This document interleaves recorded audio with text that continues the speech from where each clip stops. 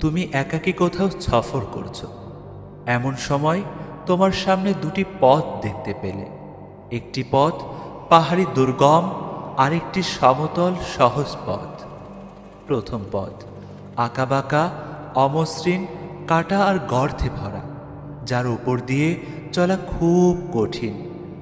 তবে এ পথের মাথায় সরকারের পক্ষ থেকে একটি বোর্ডে লেখা আছে, এই পথ শুরুর দিকে অমসৃণ ও আঁকাবাঁকা, তবে এটাই সঠিক পথ, যে পথে তোমাকে বড় শহরে অথবা উদ্দিষ্ট গন্তব্যে নিয়ে যাবে।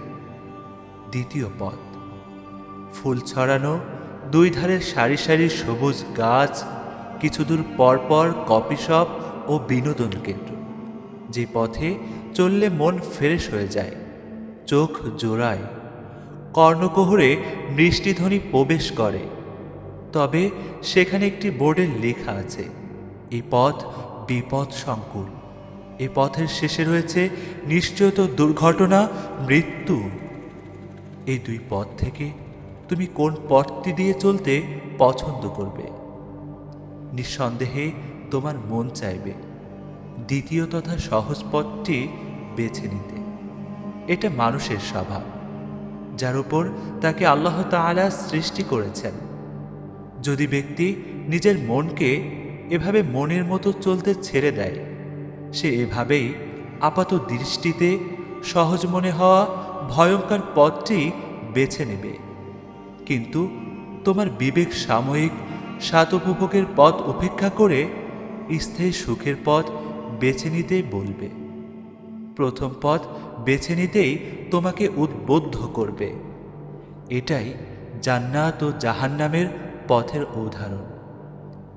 জাহান্নামের পথ অনেক মজাদার ও উপভোগ্য, মনকে দারুণভাবে আকর্ষণ করে। মনের চাহিদা পূর্ণ করতে তাতে কোনো বাধা নেই, যেভাবে ইচ্ছা সম্পদ কামানো যায়। এ পথে মাল সম্পদ অনেক প্রিয়, বাঁধ ভাঙার স্বাধীনতাও আছে।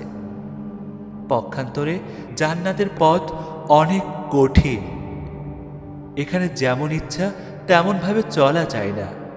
নির্ধারিত সীমা আছে, নিয়ম নীতি আছে, মনের বিরোধিতা করতে হয়, সব চাহিদা পূর্ণ করা যায় না। তবে এ পথের সাময়িক কষ্ট সহ্য করে অটুট থাকতে পারলেই আখিরাতের স্থায়ী সুখ পাওয়া যায়। খারাপ বন্ধু তোমাকে বলল, অমুক নায়িকার ড্যান্স চলছে, চলো দেখে আসি। তোমার মন বন্ধুর ডাকে সাড়া দিতে বলবে। কয়েক হাজার শয়তান এসে তোমাকে সেদিকে নিয়ে যেতে চাইবে। যথারীতি তুমিও তার দিকেই পা বাড়িয়েছ। এমন সময় এক আলেম এসে যদি তোমাকে ফিরিয়ে নিতে চায়, তার কথা মন থেকে মেনে নেওয়া খুব কষ্টকর হবে। তাকে এড়িয়ে নফসের কথায় মেনে নিতে মন চাইবে। খারাপ পথের দায়ী যেদিকে ডাকে সেদিকে কষ্ট হয় না, কারণ মনও চায় সে পথের দিকেই পা বাড়াতে। কারণ মন্দ পথের দায়ী তোমাদেরকে যেদিকে ডাকে তোমার মন সেদিকেই যেতে চায়। খারাপ পথের দায়ীদের ডাকে সাড়া দিতে কষ্ট হয় না, কষ্ট হয় ভালো পথের দায়ীদের ডাকে সাড়া দিতে। কারণ মন্দ পথের দায়ী তোমাকে যেদিকে ডাকে তোমার মন সেদিকে যেতে চায়। সেখানে এমন সব বিষয় আছে যার দিকে মন আকৃষ্ট হয়। পক্ষান্তরে ভালো পথের দায়ী যেদিকে তোমাকে ডাকে সেদিকে শুধু বাধা আর বাধা। বেপর্দা এক তরুণীর উপর তোমার দৃষ্টি নিবদ্ধ হলো, তোমার মন তার সৌন্দর্য খুঁটিয়ে খুঁটিয়ে দেখতে বলবে। এমন মুহূর্তে ভালো পথের দায়ী তোমাকে বলবে, তার থেকে দৃষ্টি নিচে রাখো, ওদিকে তাকিও না। ব্যবসায়ী সুযুক্ত লাভের সুন্দর একটি অফার পেল, কোনো কষ্ট মেহনত ছাড়াই তা অর্জন করা সম্ভব। এমন সময় ভালো পথের দায়ী তাকে এমন লোভনীয় অফার ত্যাগ করতে বলবে, সেদিকে হাত বাড়াতে নিষেধ করবে।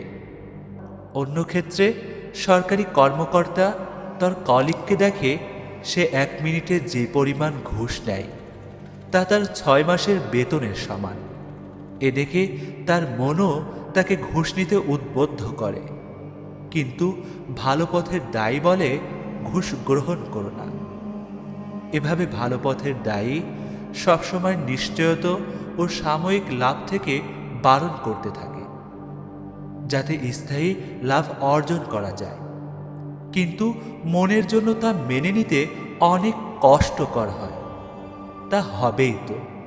প্রত্যেক উন্নত বস্তু অর্জন করতে একটু বেশি কষ্ট স্বীকার করতে হয়। একজন ছাত্রর জন্য টিভি দেখা বাদ দিয়ে পড়াশোনায় মন বসানো কষ্টকর। ঘুমন্ত ব্যক্তির জন্য আরামের বিছানা ছেড়ে ফজরের নামাজের জন্য ওঠা কষ্টকর। স্ত্রী সন্তানের মায়া ত্যাগ করে জিহাদের ময়দানে যুদ্ধ করতে যাওয়া খুব কঠিন। এই জন্যই তো ভালো মানুষের চেয়ে মন্দ মানুষের সংখ্যাটা অনেক বেশি। হেদায়েতের পথে চলা লোকের চেয়ে গোমরাহির পথে চলা লোকের সংখ্যা খুব বেশি। তবে ভালোর সংখ্যা কম বলেই ভালো মূল্যবান। হীরা সহজলভ্য হলে কি তা এত মূল্যবান হতো? কয়লা যার তার চুলায় পাওয়া যায়, তাই বলেই তার মূল্য কম। এই জন্যই তো বীর, সাহসী ও শ্রেষ্ঠ লোকের সংখ্যা পৃথিবীতে কম। একইভাবে জান্নাতের পথে চলা ব্যক্তির সংখ্যা অনেক কম। তাই প্রিয় ভাই, আসো জান্নাতের পথে চলি, আল্লাহ তাআলার কাছ থেকে জান্নাত অর্জন করি, সুস্থ ও সুন্দর জীবন গড়ি।